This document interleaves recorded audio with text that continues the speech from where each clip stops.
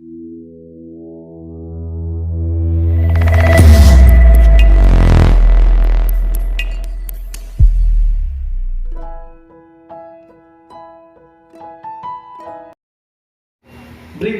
বধের কথা পাঠ করেছি।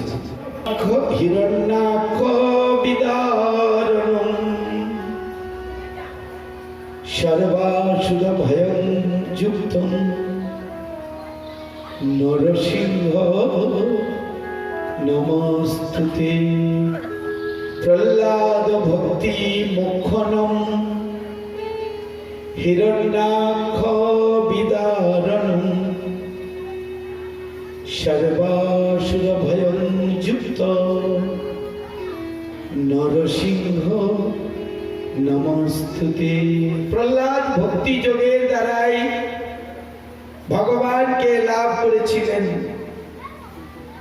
এবং যে ভগবান তিনি হিরণ্যাক্ষকে বধ করেছিলেন সেই সর্ব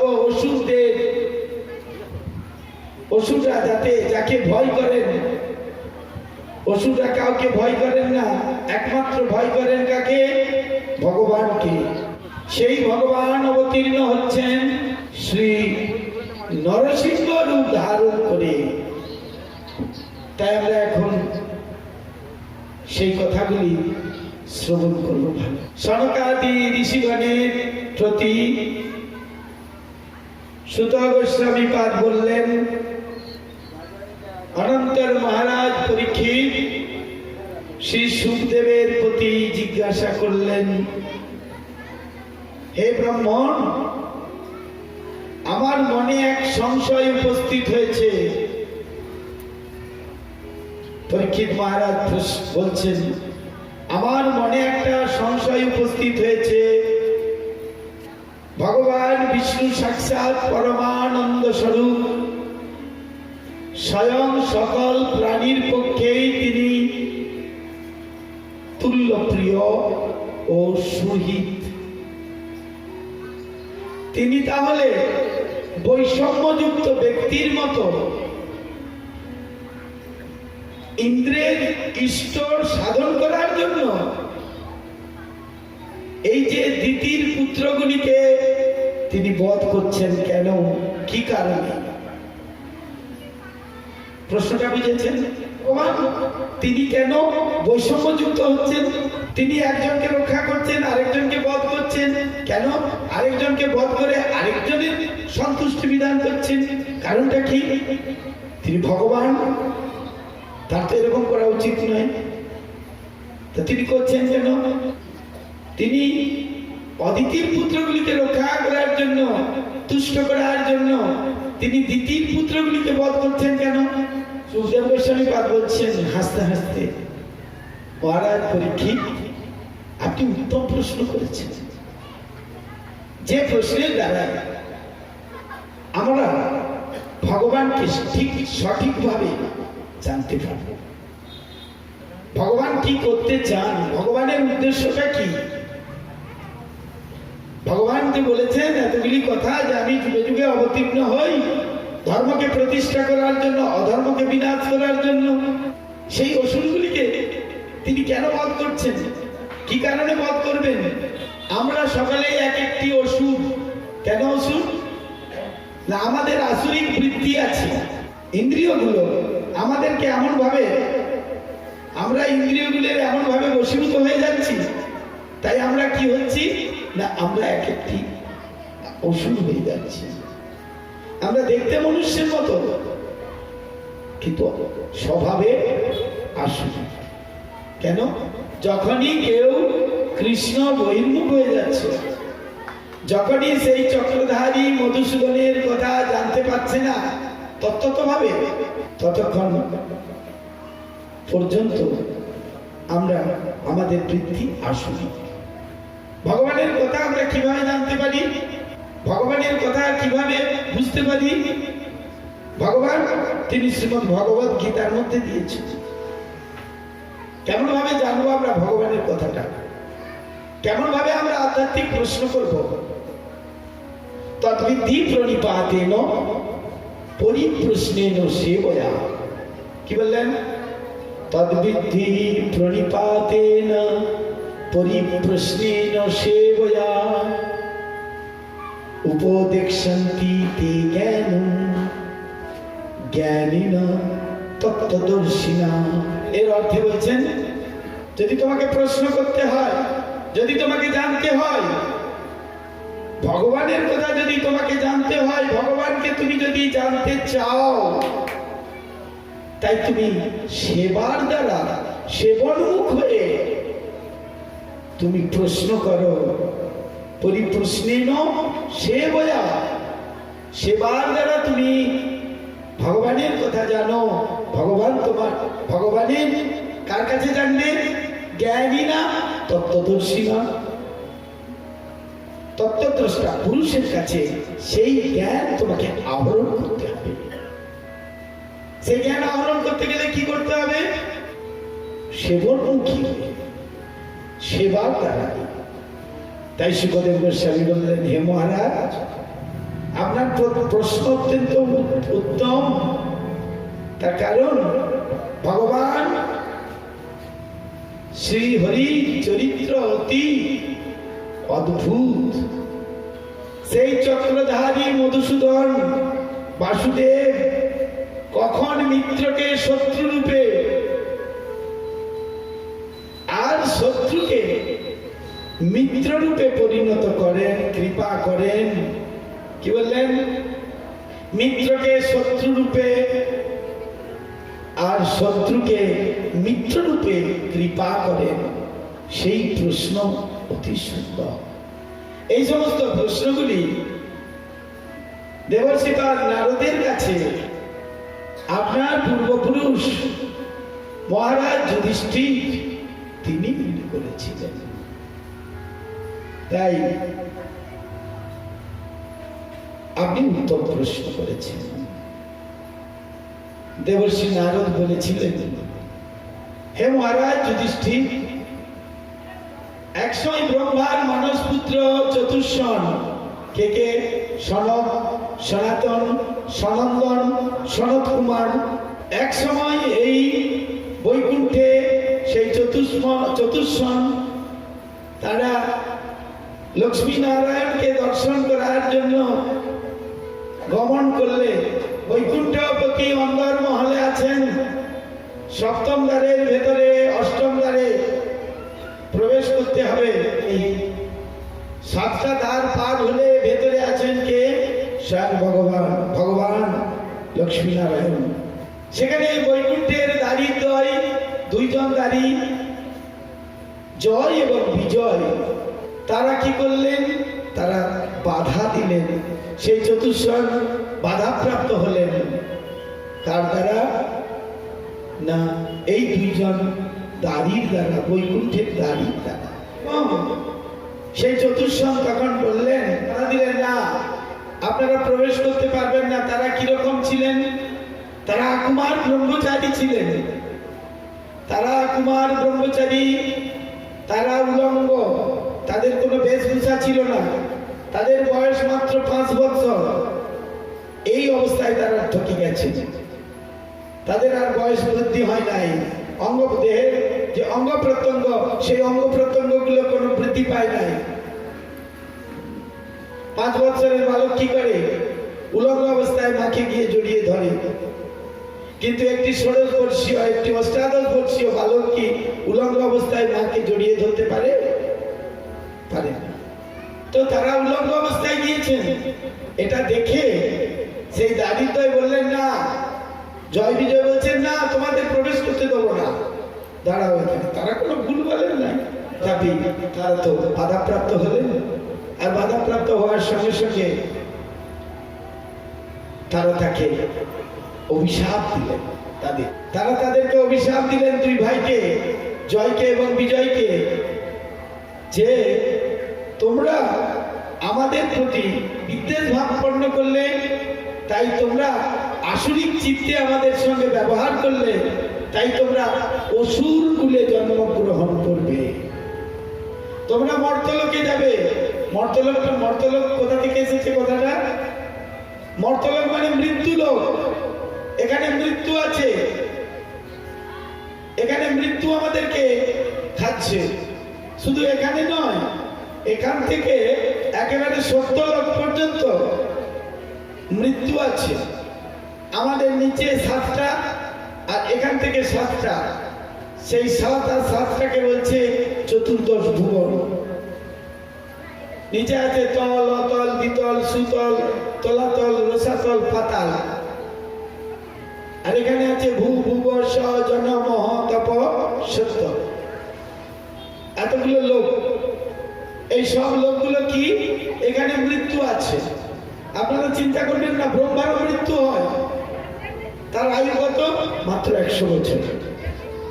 কিন্তু তার আয়ুতে যেটা হচ্ছে একটা দিন, সেই দিনটা দেখে শুনলেই মাথা খারাপ হয়ে যাবে। তো সেই তাদেরকে যখন অভিশাপ দিয়েছেন, এই কথা শ্রবণ করে কাঁদছেন জয় বিজয়। সঙ্গে সঙ্গে ভগবান শ্রী নারায়ণ তিনি ছুটে এসেছেন ভেতর থেকে। ছুটে এসে বলছেন কি হয়েছে? এই কথা হয়েছে। বললেন জয় বিজয় চরণ ধরে বলছেন, এনারা আমাদের অভিশাপ দিয়েছেন, আমাদেরকে মৃত্যু লোকে অসুর জনিতে জন্মগ্রহণ করতে হবে বলেছেন। ভগবান মৃদু হাসলেন। ভগবানের কি ইচ্ছা হয়েছে? ভগবানের ইচ্ছা হয়েছে আমি এখন খেলা করব। কি করব? খেলা করব। খেলা করা মানে কি? খেলা করতে গেলে কি করতে হয়? আমরা যখন ছোটবেলায় খেলা করেছি তখন কুস্তি করেছি, তাই তো? ভাই ভাই করেছি, হ্যাঁ, আরো প্রতিবেশী ছেলেদের সঙ্গে করেছি। তাই ভগবানের ইচ্ছা হয়েছে আমি এখন কুস্তি করব, আমি এখন একটু লড়াই করব। সবসময় লক্ষ্মী দেবীর কাছে বসে থাকি, তাই মাঝে মাঝে গিয়ে একটু যুদ্ধ করব, লড়াই করব। ভগবান হাসতে হাসতে বললেন তোমাদের প্রতি কৃপা হয়েছে। সাধু মহাত্মারা যে যেভাবেই বলেন না কেন, যাই বলেন না কেন, সেটাই কৃপা, এটাই মহতের কৃপা। যদি রোষ করেও কিছু বলেন সেটাও কৃপা। তাই বললেন ঠিক আছে।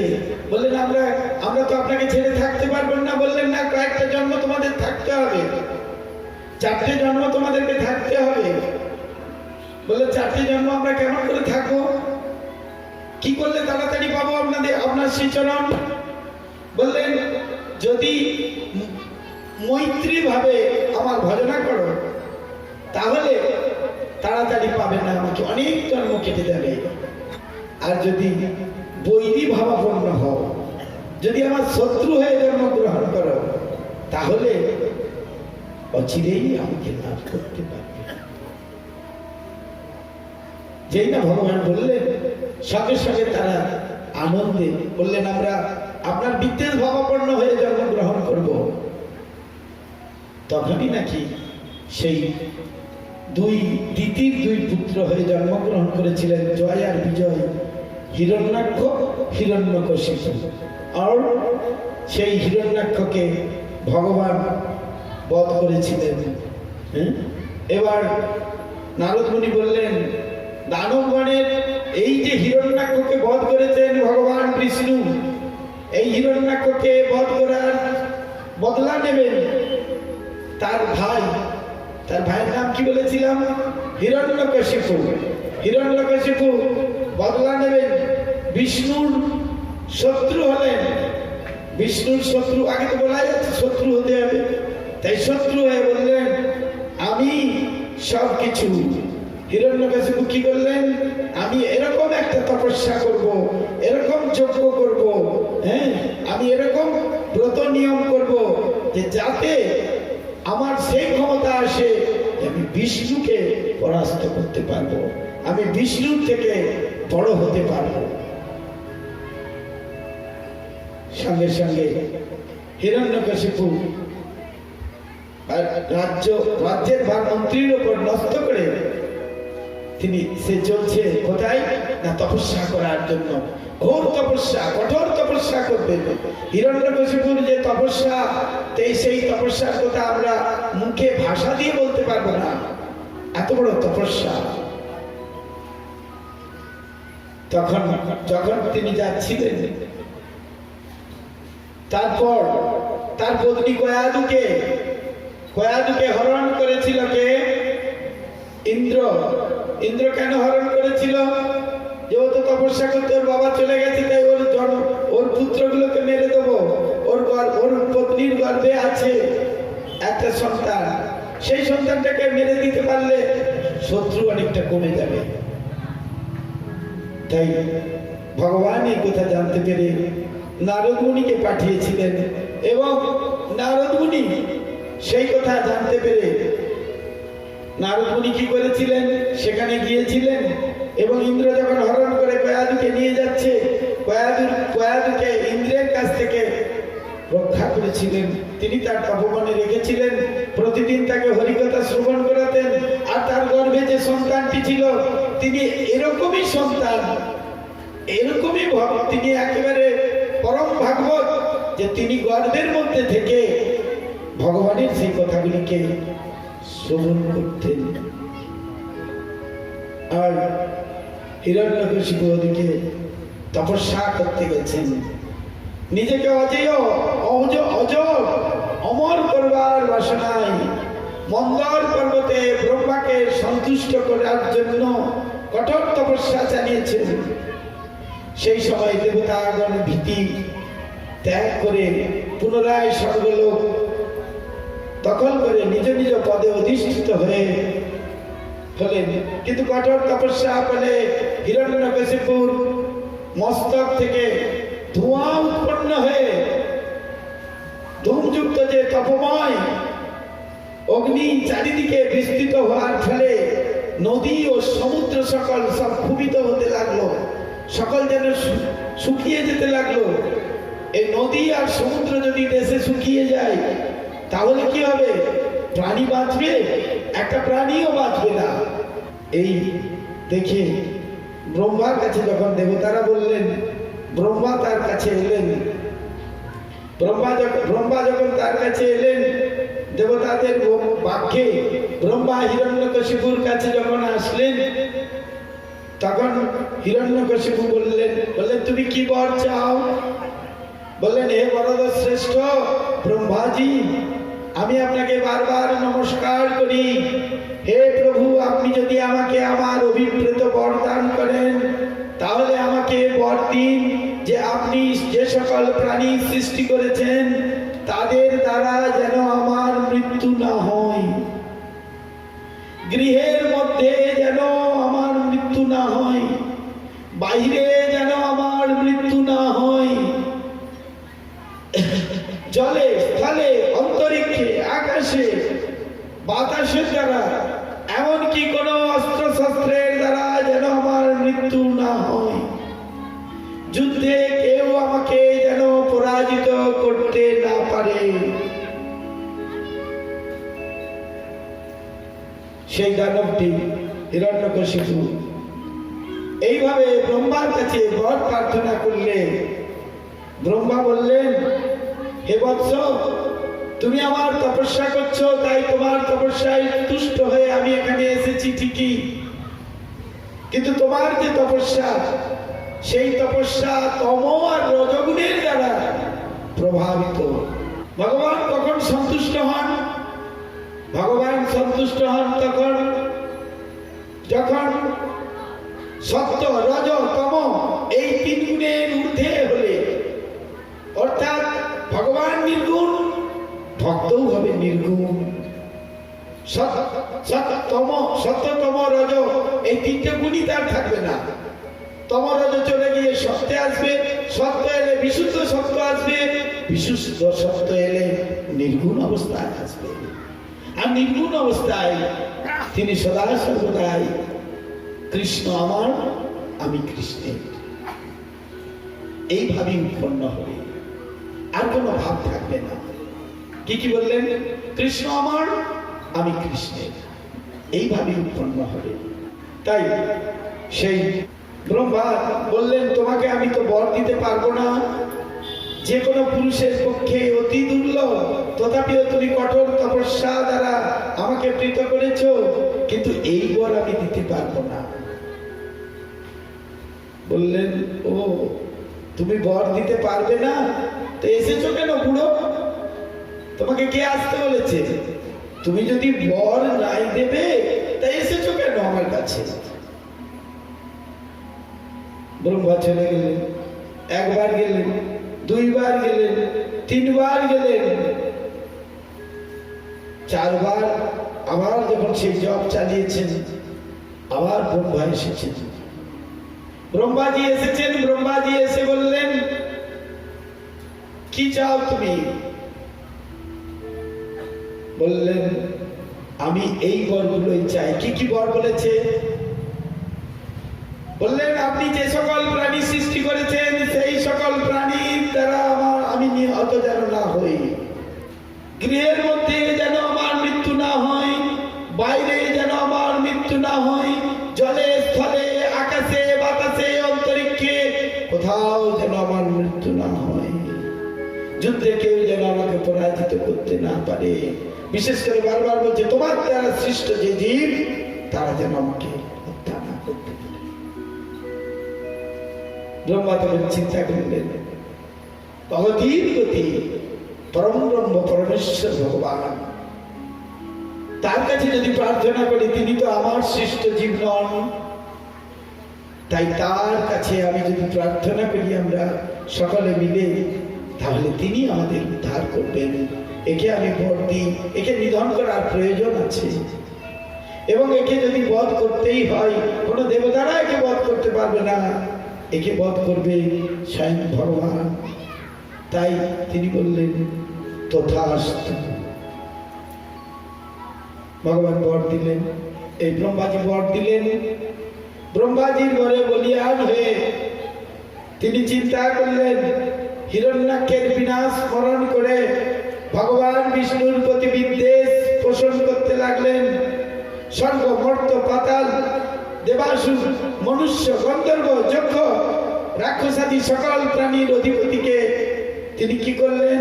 পরাভূত করে তিনি বিশ্ববিজেতা রূপে নিজেকে প্রমাণ করলেন। নন্দনকানন শোভিত স্বর্গরাজ্য দখল করে তিনি ইন্দ্রের বাসভবনে তিনি বসতি স্থাপন করতে লাগলেন। এইভাবে তিনি যখন অত্যাচার চালাচ্ছেন, চারিদিকে যখন ঋষি মুনিরা ভগবান শ্রী বিষ্ণুকে তুষ্ট করার জন্য যজ্ঞ সাধনা করছেন, যজ্ঞ করছেন, সেই সমস্ত যজ্ঞ ভ্রষ্ট করে যেখানে নাম সংকীর্তন হয়, যেখানে বিষ্ণুর নাম, সেখানে তিনি বাধা দিচ্ছেন হিরণ্যকশিপু। হিরণ্যকশিপু যখন বাধা দিচ্ছে, তখন তারপর সেই সময় হিরণ্যকশিপু যখন তপস্যা সেরে বাড়িতে এসেছেন, বল লাভ করে বাড়িতে এসেছেন, রাজ্যে ফিরেছেন, তখন তার আগে মন্ত্রের দ্বারা, নারদ মুনির কৃপার দ্বারা কয়াদুর গর্ভে প্রহ্লাদ ছিল। তারপর প্রহ্লাদের জন্ম হলো, কয়েক বৎসর কেটে গেল। প্রহ্লাদের ৫ম বর্ষ, প্রহ্লাদ ৫ বছর বয়সে। তখন প্রহ্লাদকে বললেন, যাও, ডাকলেন। শুক্রাচার্য তখন বিশেষ তপস্যায় গিয়েছেন হিমালয় পর্বতে। তার পুত্রদেরকে ডাকলেন, ষণ্ড এবং অমর্ক। ষণ্ড অমর্ককে ডেকে বললেন, প্রহ্লাদকে নিয়ে যান, আপনারা সেখানে গিয়ে শিক্ষা দেবেন, এবং এরকম শিক্ষা দেবেন সে যেন জানে আমি সব কিছু, আমি ছাড়া আর কিছু নাই, আমি জগতের সব সৃষ্টি, স্থিতি, প্রলয়, বিনাশ সবকিছু আমি সংহারকর্তা, আমি সৃষ্টিকর্তা, যেন সব কিছু জানে, আমি পালন কর্তা। প্রহ্লাদকে নিয়ে গেলেন ষণ্ড এবং অমর্ক। তখনকার দিনে নিয়ম ছিল 25 বছর ব্রহ্মচর্য পালন করতে হবে। বিভিন্ন রকম যুদ্ধ সবকিছু সেখানে শিখে আসবে গুরুকুলে। সেখানে শিখতে চলে গেলেন। প্রহ্লাদ গেলেন। প্রহ্লাদের মা কয়াদি বললেন, 1 বছর হয়েছে, পুত্রকে একবার নিয়ে আসো, একটু দেখবো। পুত্রকে 1 মাস 1 বছর বাদে যখন নিয়ে এসেছে, ষণ্ড অমর্ক প্রহ্লাদকে কোলে নিয়েছে হিরণ্যকশিপু। প্রহ্লাদকে জিজ্ঞাসা করছে, এতদিন ধরে তুমি গুরুর নিকটে কি শিক্ষা গ্রহণ করেছো? তার উত্তরে প্রহ্লাদ বললেন, শ্রবণম কীর্তনম বিষ্ণু স্মরণম পাদ সেবনম। কি কি বললেন? শ্রবণম কীর্তনম বিষ্ণু স্মরণম পাদ সেবনম। আমি এর আগে বলেছি এই কথাগুলো। অর্চনম বন্দনম দাস্যম সক্ষম আত্মনিবেদনম এতে পুংসারে পিতা বিষ্ণু ভক্তিশ্চৈব নবলক্ষণম ক্রিয়তে ভগবত তদ্ধা তন্মনেন ধীতম উত্তমম। বললেন, হে পিতা, ভগবান শ্রী বিষ্ণুর কথা শ্রবণ, শ্রী বিষ্ণুর কথা কীর্তন, শ্রী বিষ্ণুকে স্মরণ, তাকে বন্দনা করা, দাস্য সখ্য আত্মনিবেদন, এইভাবে আরাধনা করলে ও পাদ সেবন, এই নববিধা ভক্তির মাধ্যমে ভগবানের আরাধনা করলে, সেই রকম অনুশীলনে যদি রত থাকে কোনো ব্যক্তি, সেই শিক্ষা হলো সর্বোত্তম শিক্ষা। কি বললেন?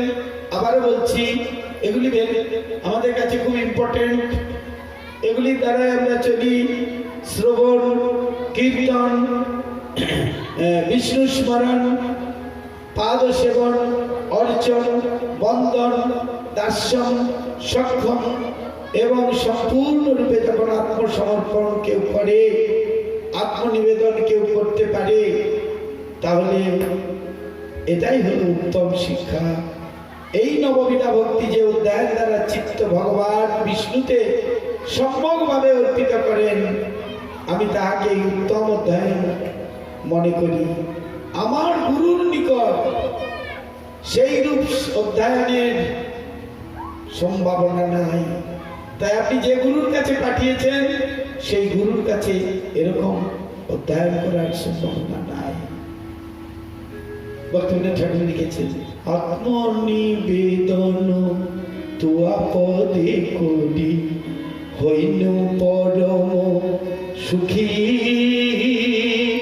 আত্মনিবেদন তুয়া পদে করি হইন পরম সুখী।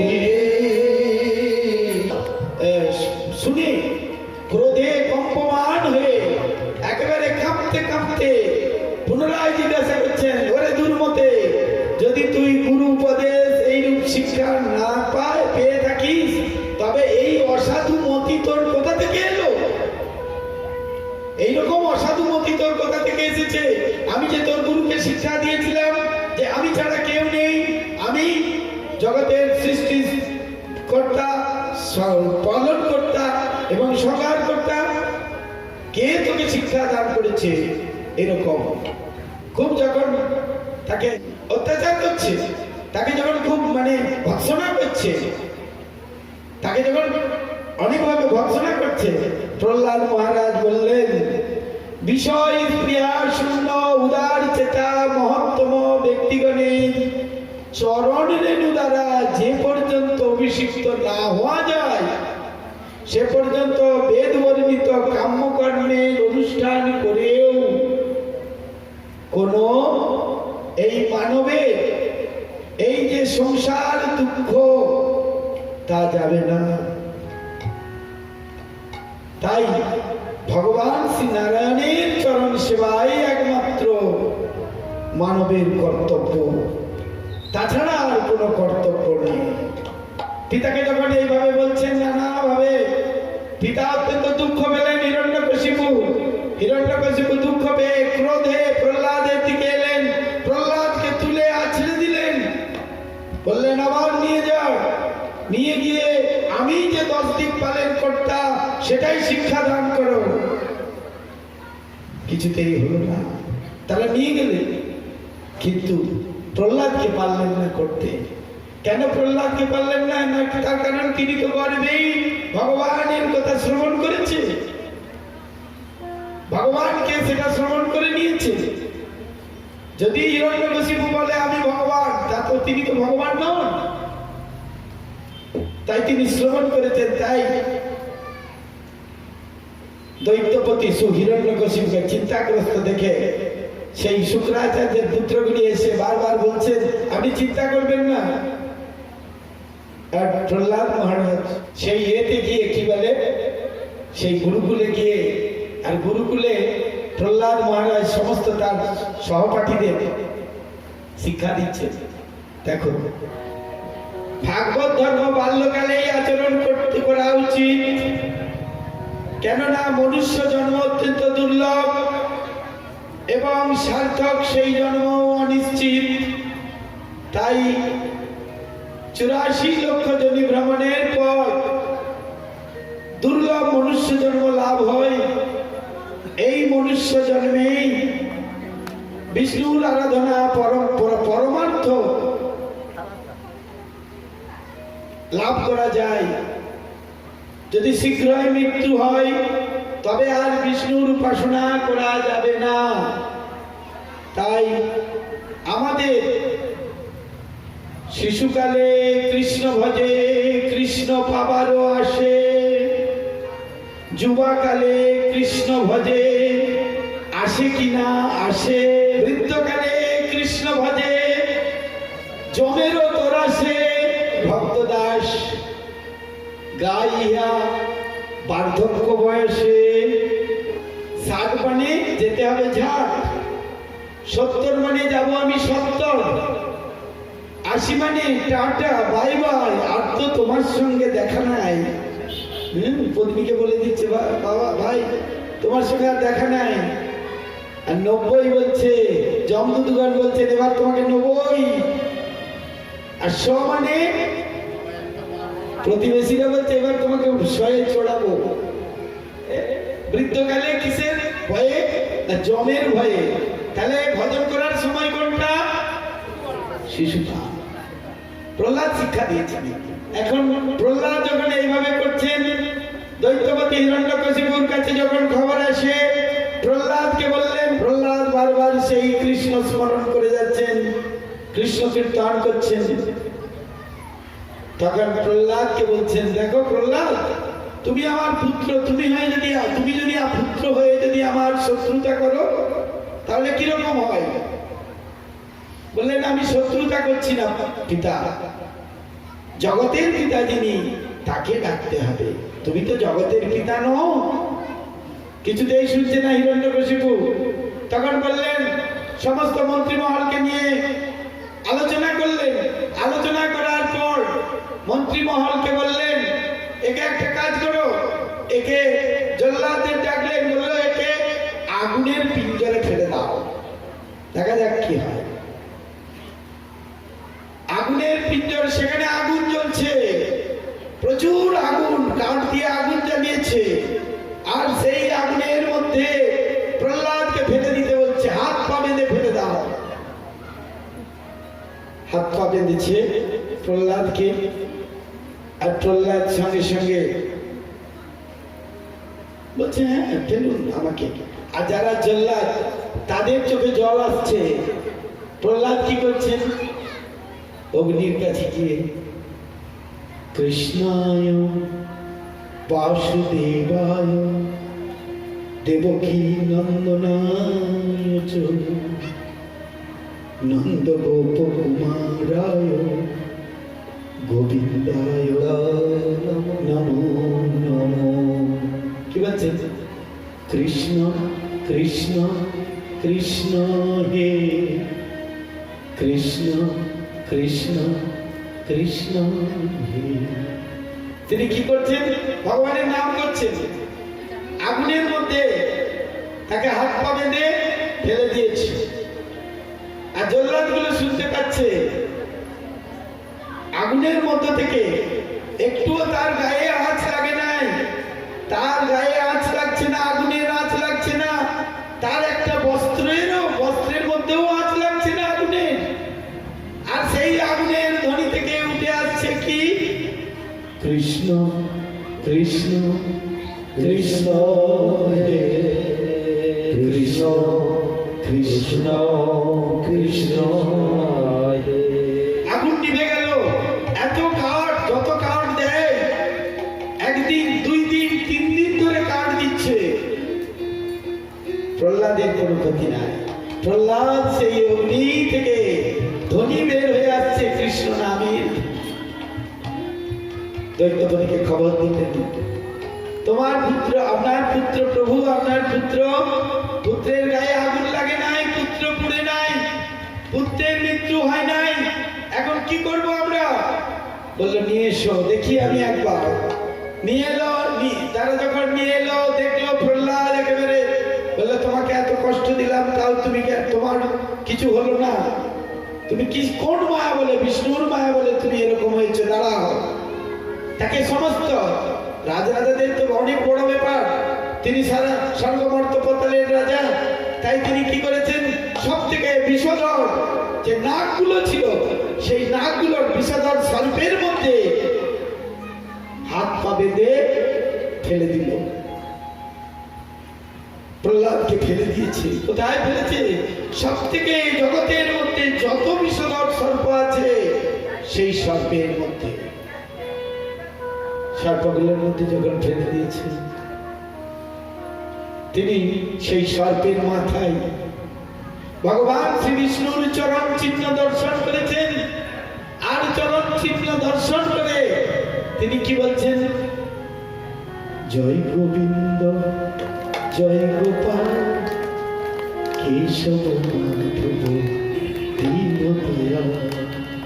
জয় গোবিন্দ জয় গোপাল কেশব মাধব দীনদয়াল। সর্পের মস্তকে যখন সেই পদচিহ্ন, ভগবানের পদচিহ্ন দর্শন করে আর প্রহ্লাদ সেই ভগবানের স্তুতি করতে লাগলেন। আর স্তুতি করার সঙ্গে সঙ্গে সেই যে স্তুতি করছেন, স্তব করছেন, আর সেই সর্পগুলো কি করছেন, মাথা হেলিয়ে হেলিয়ে তারা কি করছেন, ফোঁড়া নেড়ে তারা নৃত্য করছেন।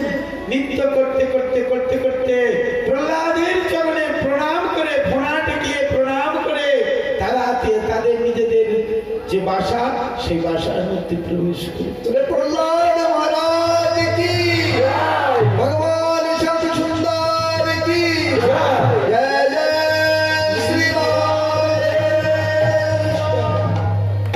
এইভাবে যখন সেই প্রহ্লাদকে কষ্ট দিচ্ছে শুনলেন দৈত্যপতি, দৈত্যেশ্বর শুনেছেন যে প্রহ্লাদের মৃত্যু হয় নাই, নিয়ে এসো, একটা কাজ করো, ওই যে উচ্চ পর্বতের উচ্চ শিখর থেকে, সর্বোচ্চ শিখর থেকে ফেলে দাও তাকে, হাত পা বেঁধে, নিশ্চয় এবার তার মৃত্যু হবে।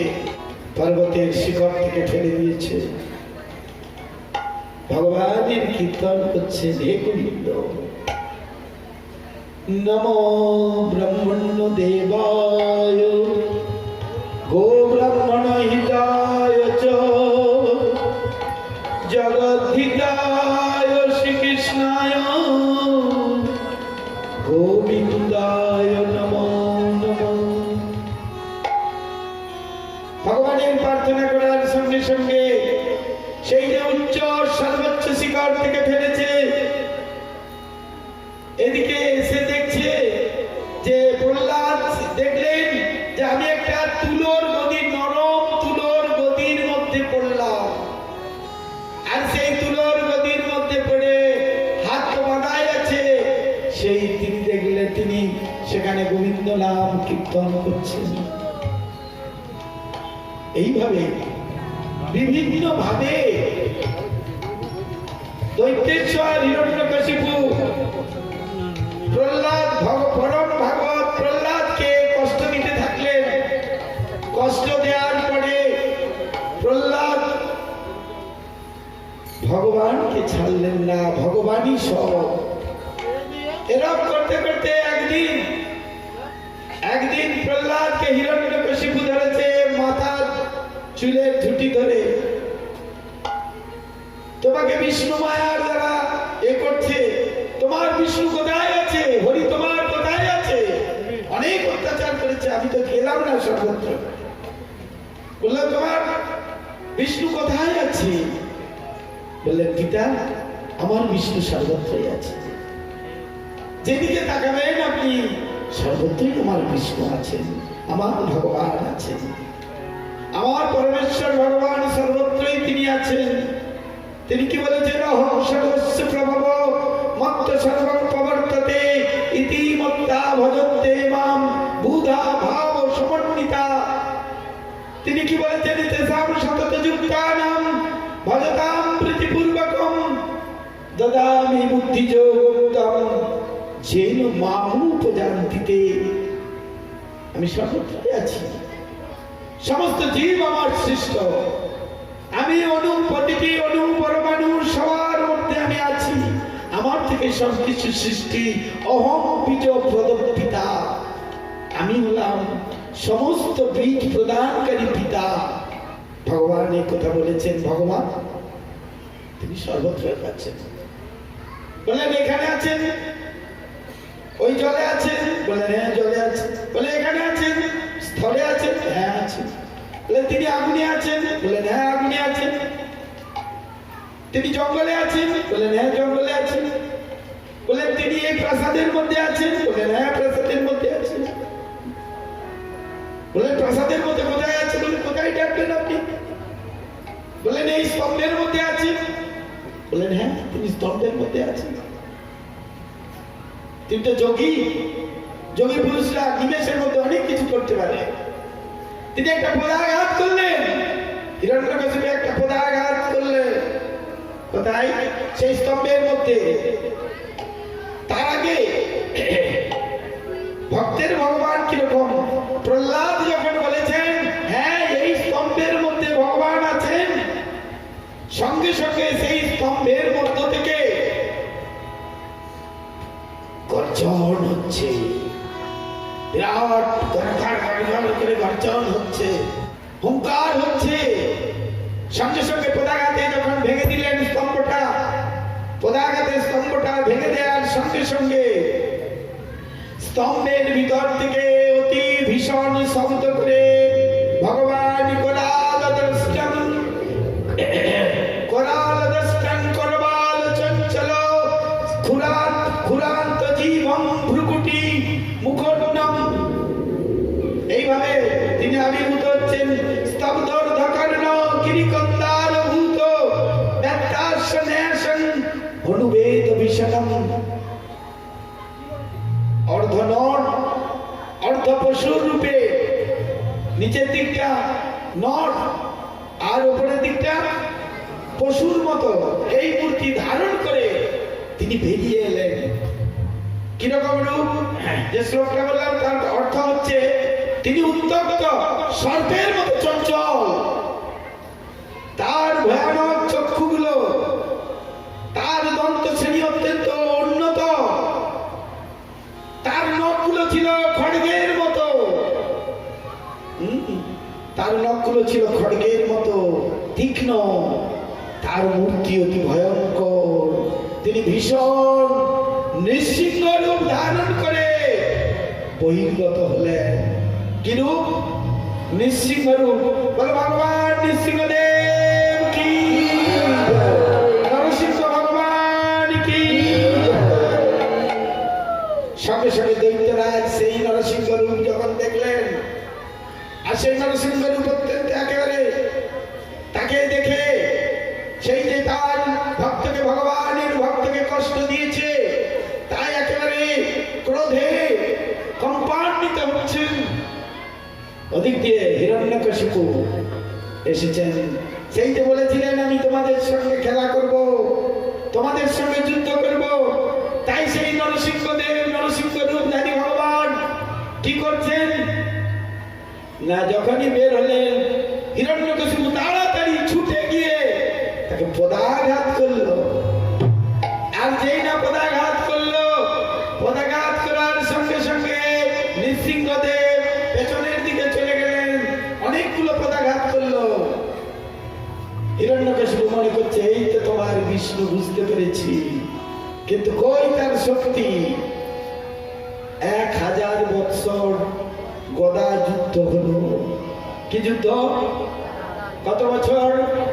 1000 বছর। মনে করবেন না এটা কল্পনা, তার কারণ সেই সময়কার আয়ু ছিল প্রতিটা মানুষের 1 লক্ষ বৎসর। 1000 বৎসর গদা যুদ্ধ হলো। 1000 বৎসর গদা যুদ্ধ হওয়ার পর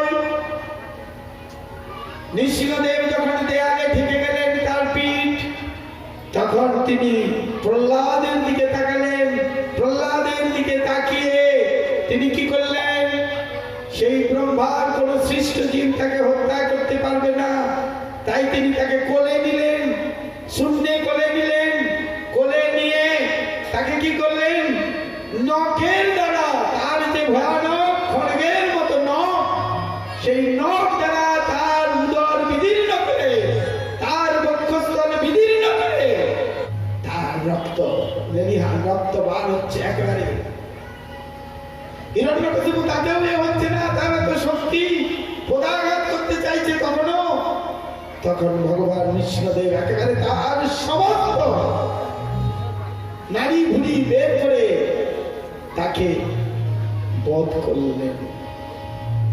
নরসিংহদেব ভগবান কি, নরসিংহদেব ভগবান কি, প্রহ্লাদ মহারাজ কি, শ্রীমদ্ ভাগবত ভগবান কি। সেই নখাস্ত্র দ্বারা বধ করলেন ভগবান নৃসিংহদেব হিরণ্যকশিপুকে। হিরণ্যকশিপুকে বধ করে তার রক্ত পান করছেন। তার রক্ত পান করে ভগবান সন্তুষ্ট হচ্ছেন না। এত ভক্তকে কষ্ট দিয়েছে, ভক্তকে উদ্বেগ দিয়েছে। শ্রীমদ্ ভগবত গীতায় একটা কথা লেখা আছে, খুব ভালো করে শ্রবণ করবেন। দ্বাদশ অধ্যায়ে গীতার সেই শ্লোকের অর্থটা খুব সুন্দর বলেছেন। ভগবান বলেছেন, অর্জুন জিজ্ঞাসা করেছেন কে তোমার প্রিয়, তাই কয়েকটি শ্লোক বলেছেন। সেখানে একটি শ্লোক বলেছেন যে কাউকে উদ্বেগ দেয় না, কারোর থেকে উদ্বেগ নেয় না, সে আমার সব থেকে প্রিয়। তাই আমার ভক্তকে এত উদ্বেগ দিয়েছে, তাই আমি তাকে বধ করেছি। কিন্তু সে সন্তুষ্ট হচ্ছে না, তিনি সন্তুষ্ট হচ্ছেন না। তাই তিনি কি করলেন? সঙ্গে সঙ্গে ব্রহ্মা সমস্ত দেব দেবীরা এলেন। তারা সেই রূপ দেখে ভয় করছেন, আর ভয় করতে পুষ্পবৃষ্টি যদিও করেছেন, কিন্তু রূপ দেখে ভয় পাচ্ছেন। রূপ দেখে ভয় পাওয়ার পর লক্ষ্মী দেবীকে আগিয়ে দিচ্ছেন, লক্ষ্মী দেবীও ভয় পাচ্ছেন। পরে সমস্ত দেবতা মিলে ব্রহ্মা বিষ্ণু মহেশ্বর সকলে কি করলেন? সেই একে আগিয়ে দিলেন, প্রহ্লাদকে আগিয়ে দিলেন।